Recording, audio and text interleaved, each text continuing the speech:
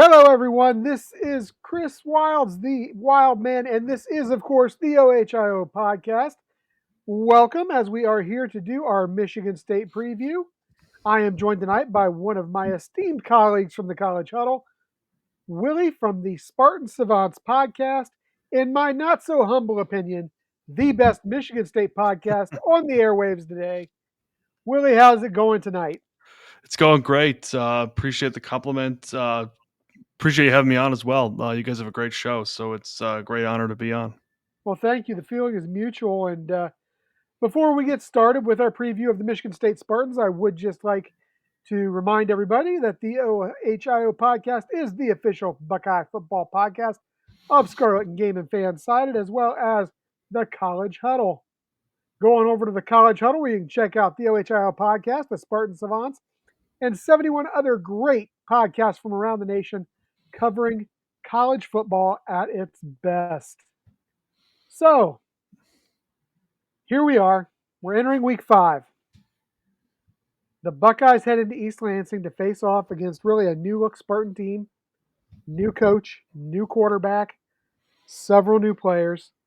The Buckeyes 3-0 coming in, fairly dominant over 3, let's call them lackluster opponents, and I think that's being rather generous. Spartans come in, of course, 2-1 after really a heartbreaking loss against a really pretty good Boston College team. One of the surprises, I think, in college football this year. Gave Missouri all they wanted, went down and beat Florida State. So, pretty good team. And the Spartans came up just short in that game, but played an excellent game there. So, that all being said, Willie, give me kind of a quick overview of just who the Spartans are this season. Yeah, absolutely. And I don't want to start off joining your show by correcting you, but we're 3-1. Apologize. It's all right. With wins over Florida Atlantic, Maryland, and Prairie View A&M. But yeah, I think you mentioned it in your intro. There are a lot of new faces on the coaching staff and the players. I think the team came in with 61 new players overall between transfer portal and new recruits. But it's been a pleasant surprise. I think that if you would have told me and a lot of Spartan fans at the beginning of the year that we'd start off 3-1, we would be pretty pleased. Obviously, they took care of business first. Their lesser opponents, Prairie View and FAU. I thought they stole one on the road at Maryland. And last week, total heartbreaker. Like you said, I mean, that was. I thought they outplayed Boston College in almost every aspect of the game. The mistakes they made were just killer, and that kind of goes to what we're seeing so far. Yeah, the new quarterback Aiden Childs, 18, 19 years old, true sophomore, doesn't have a ton of starts under his belt. These are all his. These are his first year as starting quarterback, and we're seeing some of that growing pains a little bit with the turnovers. He has all the arm talent in the world, so he gets pretty confident and tries to force some throws, and you definitely saw it last week at Boston College. But overall, I think everyone in East Lansing is pleased with the direction of the program under Jonathan Smith thus far. I think if you look back at the 2022, 2023 teams under Mel Tucker, obviously the 2021 team was an anomaly with Kenneth Walker, but the team was just lacking identity on both sides of the ball. The offensive really wasn't clear what we were trying to accomplish and what we were trying to achieve. And now I think you have that with Jonathan Smith and the Brian Lindgren offense. I mean, it's a clear commitment to the running game with the play action, opening up, or the running game opening up the passing game through the play action. And the defense has really been the biggest surprise, the biggest pleasant surprise, I should say, of the year. They brought in Joe Rossi from Minnesota, brought him over to run the defense, and the defense has kept us in every game. They've been very tough, a lot of bend don't break, and enforcing the turnovers as well. I think the biggest thing we've had struggles with is penalties. Outside of the turnovers, the penalties.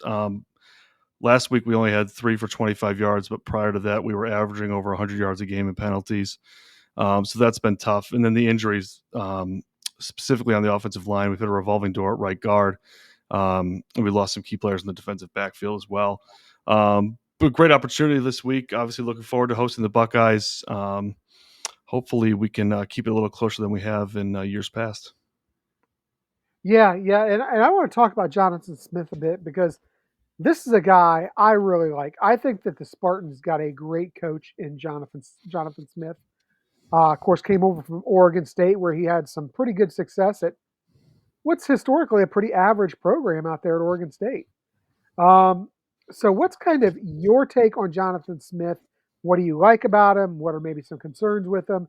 And then, what's kind of the general vibe as far as what the fan base feels after seeing Jonathan Smith's first 4 games? Yeah, absolutely. I'm with you. I think they had a home run hire. In that hiring cycle, I think he was up there with Elko as probably the best available. From my perspective, he's proven that he can build a program, and that's what I think Spartans fans wanted. I don't think they wanted or were necessarily. I don't think anyone was naive enough that there was a coach out there that was going to come in and fix things right away. They wanted something similar to what Mark D'Antonio did in someone that could truly build a program, and that's what we got with Jonathan Smith. And I think the biggest thing for us Spartan fans is that we saw him do it. He proved that he can do it at a school that has I don't want to be hit the hammer on Oregon State, but a school that has significantly less resources than Mhm. Michigan State when it comes to the football realm. So I think that that's really what drives it home for me is the commitment to not just building this year is obviously a one-off having to build the roster through the transfer portal a little bit, but building the roster through recruiting, developing the guys, and building a true program. Um, a total divorce from what was going on with Mel Tucker and that recruiting strategy. I think some of the concerns coming in with Jonathan Smith were his lack of ties to the Midwest. Obviously played at Oregon State, had coaching stops at Boise State, Washington, then Oregon State after that. And Michigan State is truly a school where, and you see, like I will always go back to Mark D'Antonio, but when, Mhm. his best years, he was recruiting, Detroit, Ohio, um, maybe even competing with Ohio State every now and then for a couple guys, but certainly picking up on the guys that they missed on in Ohio, and to have the lack of deep recruiting ties there was certainly a concern. I think he did a good job hiring a couple guys. The tight ends coach was from Wisconsin. He played, I think, played at Wisconsin. I think he brought him over from Oregon State, but he had some Midwest ties. Obviously, Joe Rossi from Minnesota. He coached at Temple as well, so he's pretty familiar with the recruiting landscape in the Midwest. But yeah, I think that was the main concern. I people were, I think, very excited about the offense, and I think what made it even more of a home run was the bringing Childs over. I think Mhm. that kind of becoming a package deal really excited the fans. We haven't had a quarterback like that probably since 2000 with Drew Stanton. Yeah, and the great thing is he's not just talented; he's young and talented. Yes, yeah, That is a huge thing I think for you guys because let me tell you, having a couple years of stability with a guy like that is, I yeah, think, really going to be a benefit to the program. yeah. So let's talk about that offense a lot. You guys were saying you were saying really excited about the offense. We saw Marshall have some effectiveness at time versus Ohio State. A lot of that being with the mobility of the quarterback, which is something that Aiden Childs also brings to the table. Obviously, is the ability to extend plays with his legs. I believe he has right about 100 yards rushing on the season, if I'm not mistaken, already. Yeah, that sounds So, about right. Yeah. I mean, this is a guy who can obviously get it done with his legs when he has to, and like you said, all the arm talent in the world. But what Michigan State players are really going to have to step up if Michigan State is going to not just compete but potentially steal one versus Ohio State? And what do you think could lead to the Spartans having offensive success versus the Buckeyes? Yeah, so I think two parts to that answer. The players that are going to have to step up is going to have to be the defense, in my opinion. Just look at the scores from the past 7 years. 2017, 48 points. 2019, 34 points. 2020, 52 points. 2021, 56 points. 2022, 49 points. 2023, 38 points.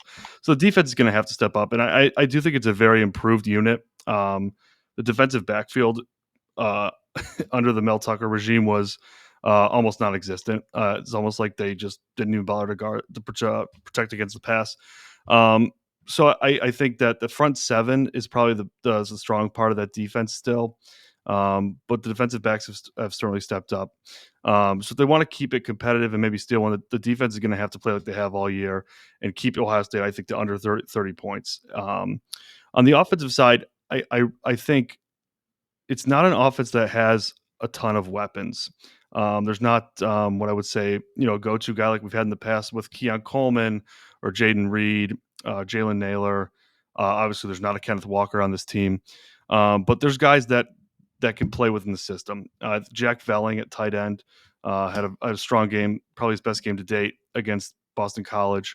Ron Lynch Adams at running back, he transferred in from Massachusetts. Mm-hmm.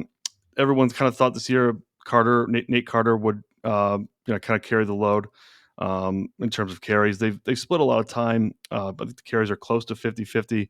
And I think Lynch Adams is kind of emerging as the explosive option, just the better, at least the hot hand at the very least at this time.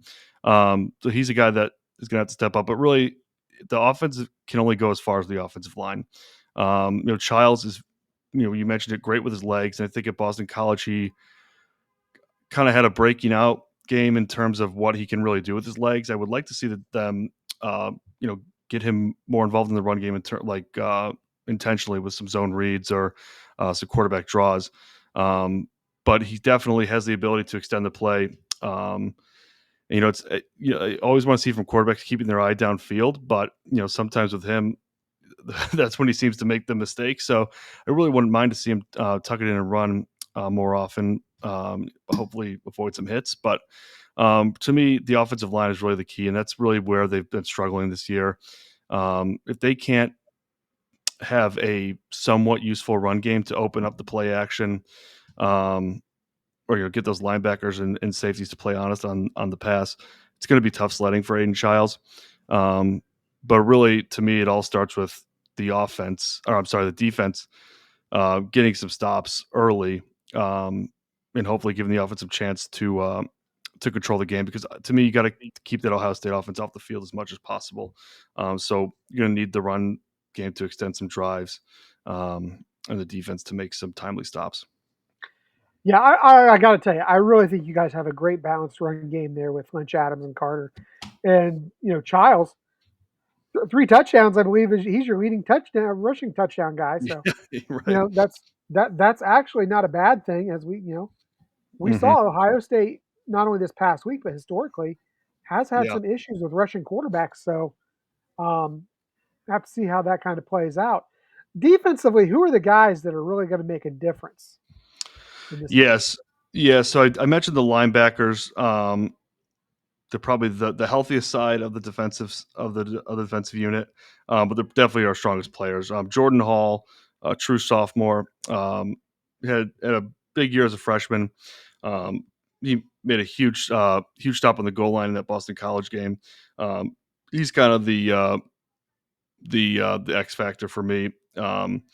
But Jordan Turner, transfer from Wisconsin, he's the leading tackler, also at linebacker. And then Wayne Matthews, another transfer as well. And then you have Cal Holiday, who is a 4-year starter.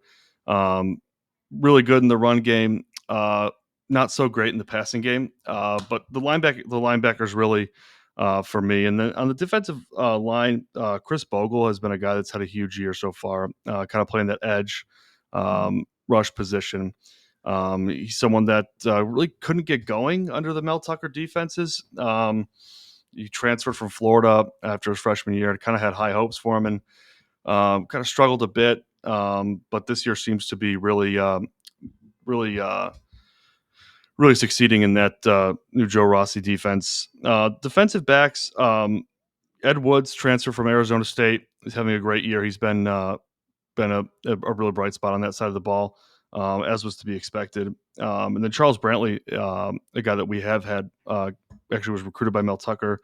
He's kind of been in and out of the portal, and we really weren't sure what we were getting. And this coaching staff really made him earn that starting spot. Certainly benefited from some injuries as well, but he's having a great year. Those are the names I look for on the defense, kind of in all three levels there with the defensive line, the linebackers, and the DBs. Yeah, and one thing that's really impressed me is the ability of Michigan State to create turnovers this season. I believe they have, 4 interceptions, and is it 2 fumbles that they've recovered this year, or 3 fumbles they've caused this year? I think one recovery. Sounds about right. And then you look at the most important thing might be the sacks. Yeah. This is a defense that's got 15 sacks already this season. 10 of those coming off your defensive line, if I'm not mistaken. Yeah. Which is very, obviously a big thing. So that's something I wanted to kind of get your opinion on as a key matchup is the defensive line again of Michigan State versus that offensive line of Ohio State. If you look at this, Ohio State's line been kind of rough the last couple of years. I'm going to throw out a word that some friends from across the state there of yours like to use, and soft. And I don't think that Ohio State fans, as much as we want to, can argue the fact that the last few years we've had a fairly soft offensive line. This year, it seems like Ohio State's offensive line is looking much, much better. Will Howard has picked apart defenses the first 3 games. Our running game's been dynamic, but it all starts up front. Michigan State has that good defensive line. Like we said, 10 of 15 sacks from the Spartans have come off the defensive line. Do you think the Spartans can do it against an Ohio State team, which, let's face it, just like I dogged our games a little bit, while I think you guys have played a stronger schedule than what we have, given you faced a very good Boston College team, do you feel that they can do it against a Ohio State caliber offensive line? Will they be able to disrupt the timing of Will Howard? And if so, how are they going to slow down that Chip Kelly running scheme? Yeah, I think that that's a big question mark.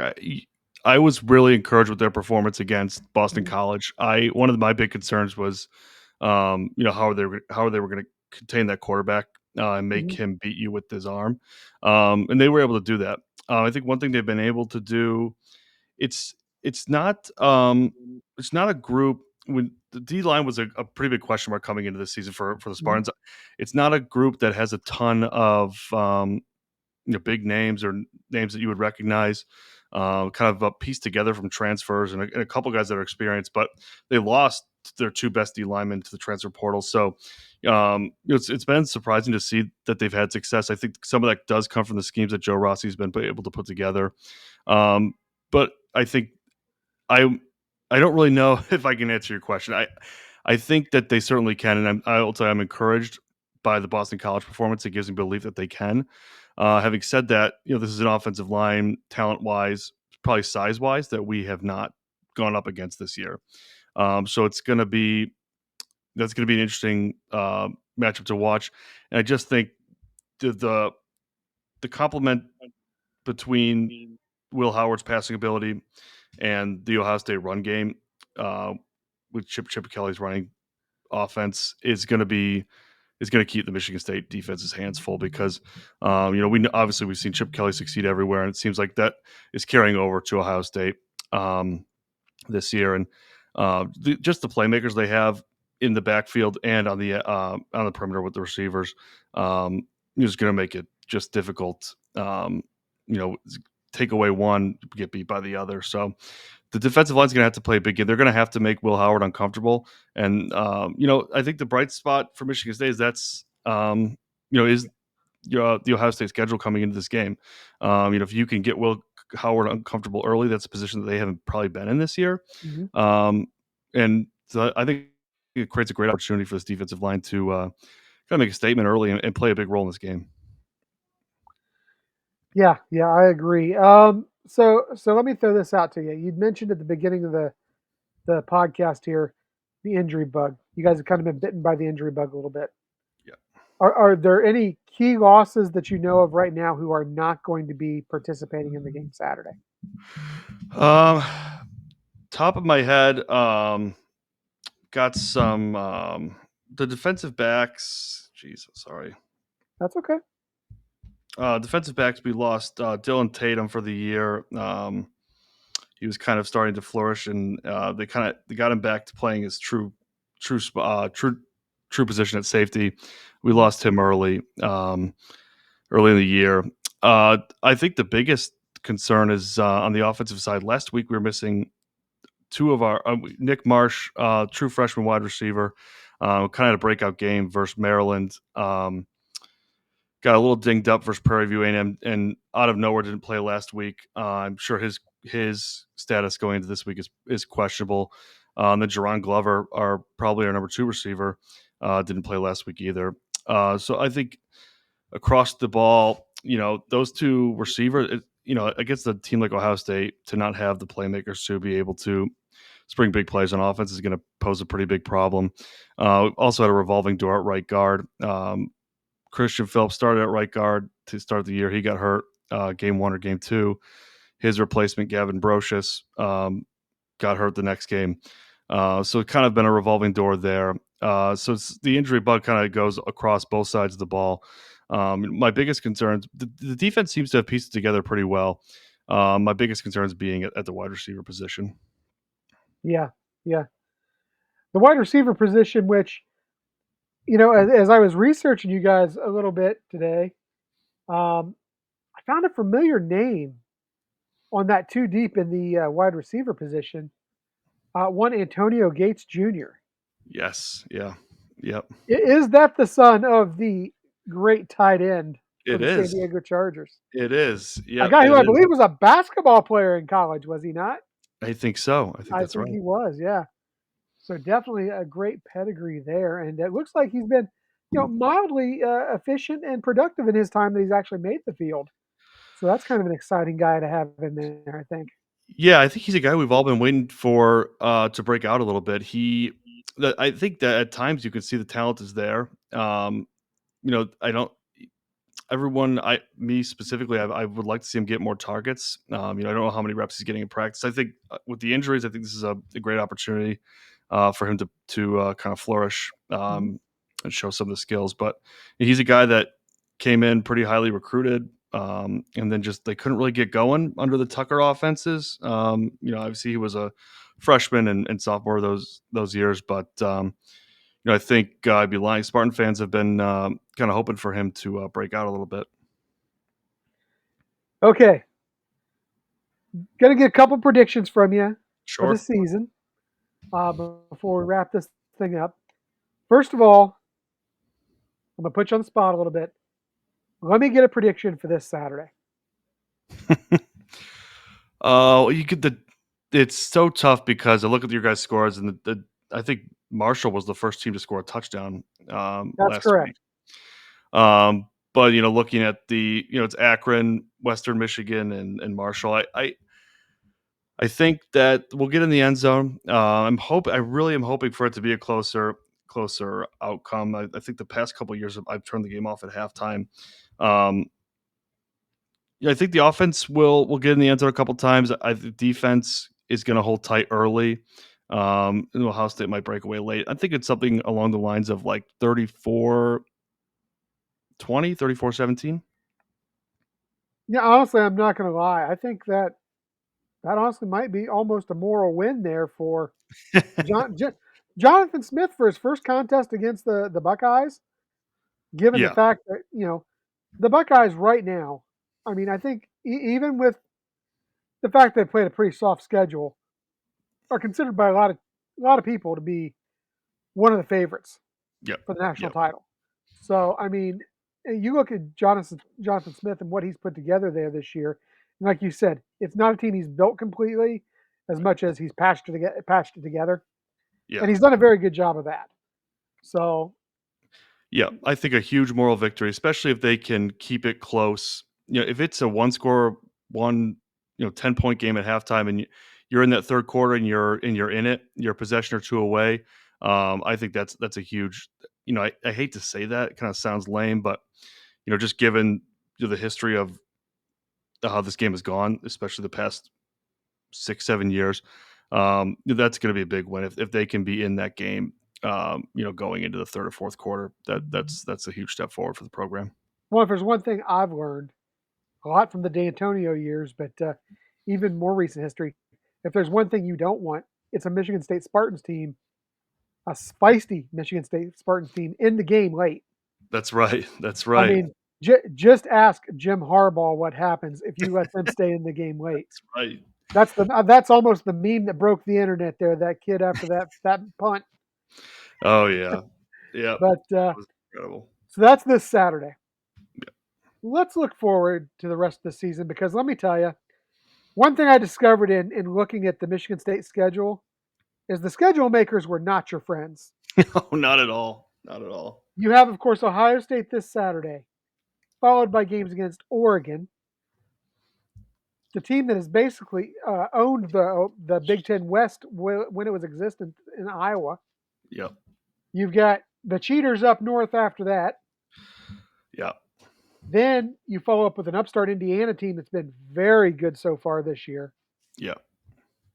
Then you face an Illinois team currently ranked in the top 20 before you get a week off versus Purdue. Yes, right. Yes, a reprieve. Only to go and face a Rutgers team that has looked very dominant so far this season, and one that some people have picked as a dark horse to actually make the Big Ten title game based upon how soft their schedule is for the most part. Yeah.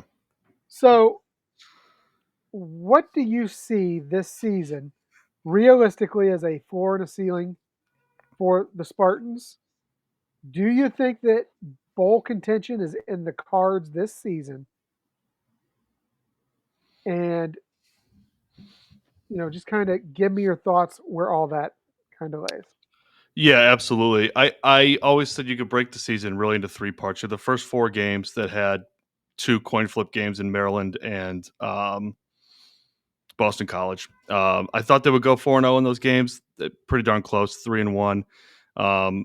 Obviously, being 4-0 heading into this part of the schedule, I think would have been a huge win.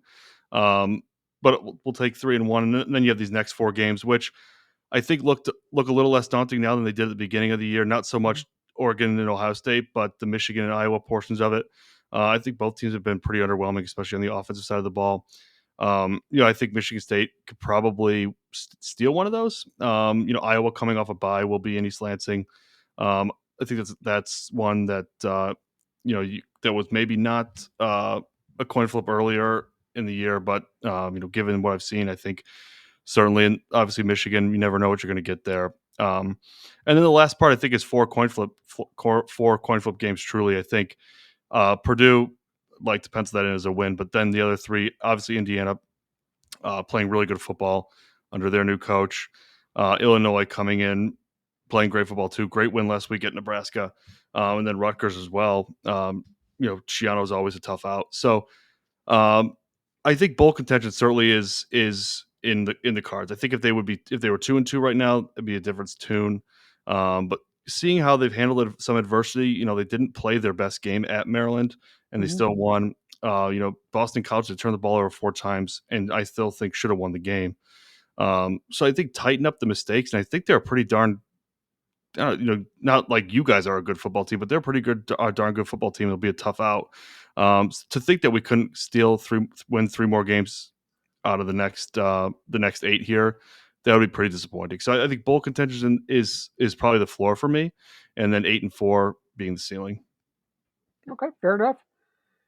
Yeah, I look at this team, and this was a team that, our colleague JR, he actually thought very highly of this team coming in. I believe he actually picked them at 8-4, if I'm not mistaken. Mm-hmm. And myself and Eric, we were not so high on this team. But I'll be honest, I'm glad to be proven wrong because nothing to me is better than when you've got good teams across the Big Ten. Yeah. Top to bottom, instead of just a top heavy with 1 or 2 teams and everybody else being very mid. Mm-hmm. I think that is better for not only the Big Ten, but for the state of college football. Agreed. Yep. So I'm excited about it. And Yeah. my thing is, I'm okay with you guys going undefeated as long as you don't beat Ohio State. Right. Yeah. And Yep. I'm really loving it if you manage to kick in the teeth of those guys for Ann Arbor. That. So Yeah. Yep. Well, that's we are one thing I too. think we can definitely agree on. Yeah, absolutely. Yeah, So, absolutely. I think you certainly wouldn't be in the minority. I think a lot of people, especially the people that talk on comment college football nationally, they see the names and the number of players leaving. But I think that they really slept on the players that were coming in. I mean, I think that Jonathan Smith did a really good job of bringing some pretty impactful players, especially those coming from Oregon State. I mean, you have the quarterback, a tight end that I think led their team in receiving touchdowns last year. Velling's Um, amazing. He was yeah, one of the yeah, top guys in the conference behind maybe only Colston Loveland. You know? yep, yep. And then they brought over Tanner Miller, who had like Mhm. 59 starts for them, who's starting at center for us. So you have a center, a quarterback, and a tight end that know the offense, that know each other. I think that the defensive additions that they made through the transfer portal were slept on all off season. So I didn't. I actually am not. I'm surprised that they're better than I thought they were. But I always thought, I think the Vegas had the over under at 4.5. I always thought 6 wins was kind of the floor. Um, but they've impressed me so far. So I certainly am very pleased with how things are going. All right. Well, Willie, I want to thank you for coming on with me tonight. Can you please tell everyone where they can find your show? Yeah, absolutely. We are on YouTube, Spartan Savants, Twitter, podcast, anywhere you can get your podcasts, and of course the official Michigan State podcast of the College Huddle, um, Instagram as well. That we're still trying to get up and running, but pretty much across the board on social media, and then wherever you get your podcast. And if you like to watch, we're on YouTube as well. But Chris, I really appreciate having me on. I've really enjoyed this. Absolutely. And tonight I'm going to be joining you guys a little bit later That's right. to provide a preview of our Ohio State Buckeyes as we look to improve to 4-0 as we travel to East Lansing. Yes. Hopefully that's in the cards for us. So I just want to thank everybody for tuning in tonight to the Ohio State versus Michigan State preview show. Please don't forget to like and subscribe. Ring that bell so whenever we release new content, you're notified. And hey, if you like what you see, subscribe. Join our channel. It's only $3.99 a month. What a deal! You get free shipping from our store. You get a great T-shirt after 30 days as a member, and you get special members-only content. Again, I want to thank Willie from the Spartan Savants, and until next time, go Bucks.